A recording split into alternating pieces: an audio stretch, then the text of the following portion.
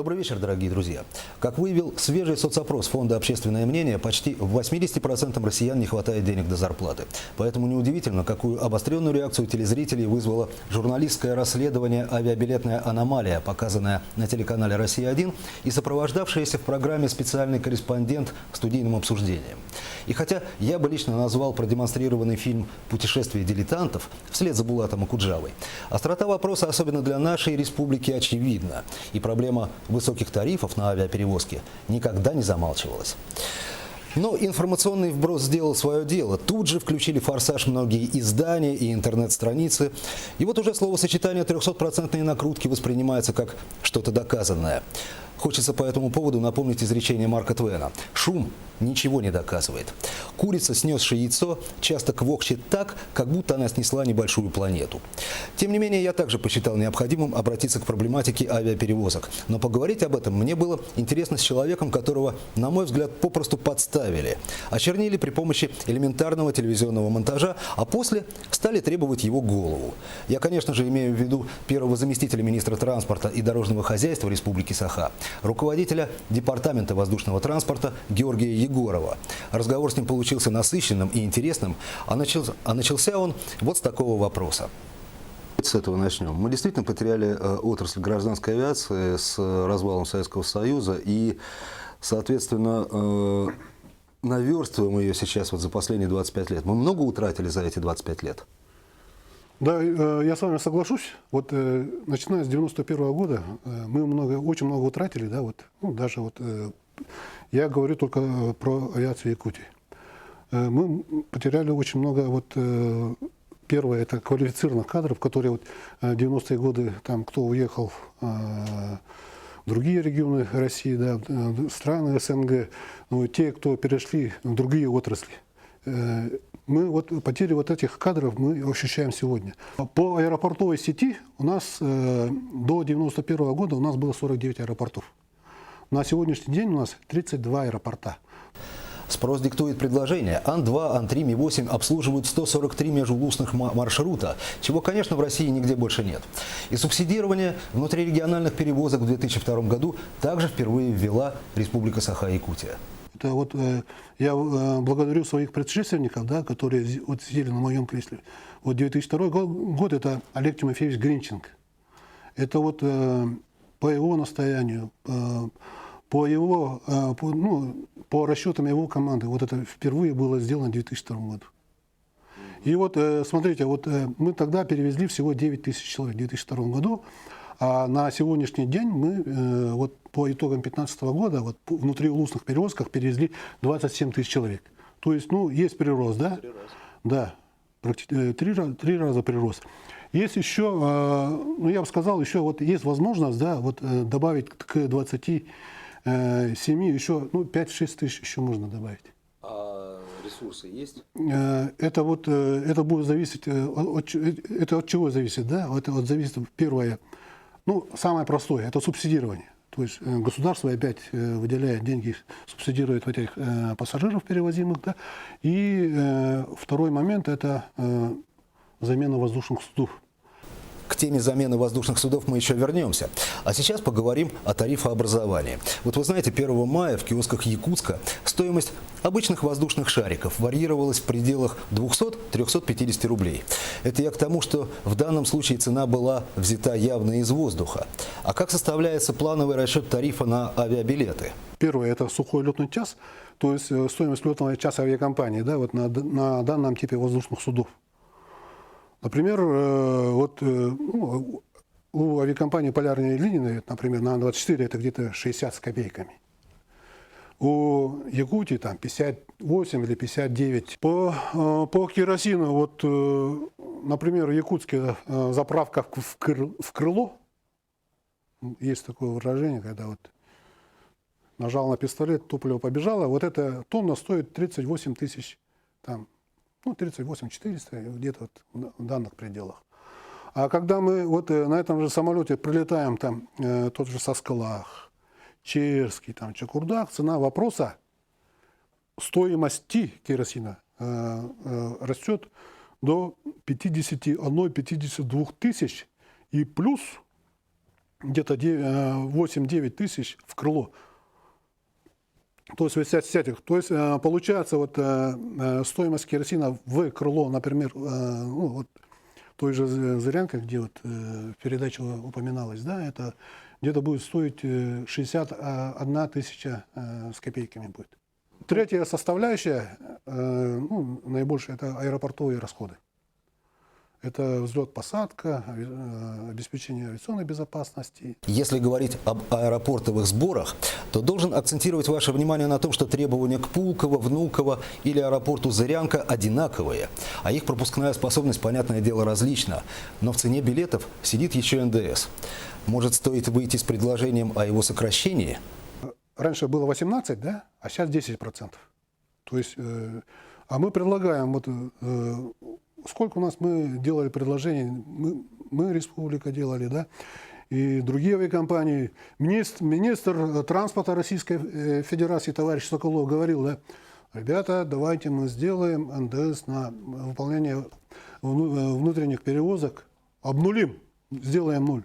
Но коллеги с Минэкономразвития, с Министерства финансов это категорически опроверили на сегодняшний день. Мне, например, кажется, что Минэкономразвитие, что Минфин не дифференцированно подходят к различным регионам страны. Это наблюдается довольно часто и, по-моему, в корне неверно. Вот смотрите, да, вот наша авиация выполняет полеты вот на таком большом регионе 3 миллиона 300 тысяч квадратных километров, который по своим размерам сопоставим вот за Уральской Россией. То есть по площади. Без Архангельской области, да, тоже 3 миллиона 300 тысяч квадратных километров. И вот мы выполняем вот полеты внутри региона, внутри республики Саха. Вот, например, вот полет с Якутска до Черского и вот с Якутска до Чукурдаха, да, он сопоставим с полетами вот с Москвы на Нарьян-Мар, это Чукурдах, да, или вот с Москвы вот до Салехарда. Сопоставим. Стоит лишь разница, что здесь летают Боинги и Airbus, да, а здесь вот мы летаем на самолетах Ан-24. При выполнении вот с Якутска до Черского, да, это 1640 километров по воздуху. Самолет Ан-24 летит 4,5 часа. И вот взлетная масса самолета должна быть не более там 21,5-22 тонн. И чтобы вот сделать правильные пропорции наличия авиационного топлива с учетом ухода на запасной, да, вот, например, там на Среднеколымск или на Белую гору, да, когда вот мы выйдем на эту взлетную массу, мы с Якутска до Черска можем перевести туда 30 человек только. Это предельная загрузка данного самолета на данном рейсе. А когда обратно мы летим с Черского на Якутск, у нас предельная загрузка будет только уже 23 человека. Почему? Потому что требования взлетной массы для взлета с грунтовых взлетно-посадочных полос там на 800 килограммов должно быть меньше. На поддержание летной годности самолетов Ан-24, да, вот, Якутия ежегодно тратит 64 миллиона рублей. Ежегодно на свои Ан-24. Авиакомпания «Полярные авиалинии» чуть меньше, там 63 миллиона рублей. То есть практически вот на каждый самолет приходится почти миллион рублей. В беседе с Георгием Егоровым я не мог обойти стороной вопрос, касающийся санавиации. Действительно ли, если человек болен и ему необходимо лечение в Якутске, он лишен возможности прилететь в столицу республики? Нет, это не так. Выполнение, вот, что такое санрейс, да? Это социальная задача государства. В данном случае вот на регионе это проблема республики Саха. Вот, и вот каждый год в бюджете республики, да, на выполнение санитарных заданий предусматривается энная сумма денег. Например, в этом году было 900. Потом немного его секвестировали. 900 миллионов рублей на 2016 год. В принципе, вот до миллиарда денег вот, за последние 5 лет вот эта сумма и в бюджете республики предусматривается. Вот этими деньгами распоряжается у нас РЦМК, Республиканский центр медицинных катастроф. Надо сказать, что сейчас оплата за выполнение санрейсов ложится на убытки авиакомпаний, а это, поверьте, тоже недешево. Однако люди должны видеть перспективу решения проблемы тарифов на авиабилеты. Хорошо, мы говорим об увеличении субсидирования, рассмотрели вопрос обнуления НДС, но, может быть, спасение придет со стороны малой и легкой авиации? Хотя здесь мы прикасаемся к такой тонкой материи, которая называется воздушная перевозка пассажиров. Если он выполнит вот все те условия федеральных авиационных правил, которые имеют силу закона, да, это ФАП-246, вот, вышел в прошлом году на замену ФАП-11. Если вот они все вот эти условия выполнят, ради бога, летайте, ребята, перевезите пассажиров. Я им говорю, слетайте, говорю, в Нюрнберге. Там есть, говорю, авиакомпания Дельта-К, руководитель Шаповал, да, такой есть. Полностью частная авиакомпания, выполняющая свои полеты с 92 или с 93 года. Подойдите к нему, переговорите, что вам расскажет там и так далее. Вот этот, он раньше тоже перевозкой пассажиров занимался, Иван Григорьевич. Но он, когда вот посмотрел на эти требования, да, он сказал, не, ребята, я лучше буду выполнять авиационную работу. Мне вот это требование для перевозки пассажиров, мне они не нужны. И вот он до сих пор летает, выполняя задачи у нас вот, в Южной Якутии. Да. Но вот направление, да, вот, развития легкой авиации, оно так должно быть. У нас должно летать очень много воздушных судов, мелких. Пока не создана никакая иная рабочая лошадка, кроме Ан-24, которая может садиться везде. Да.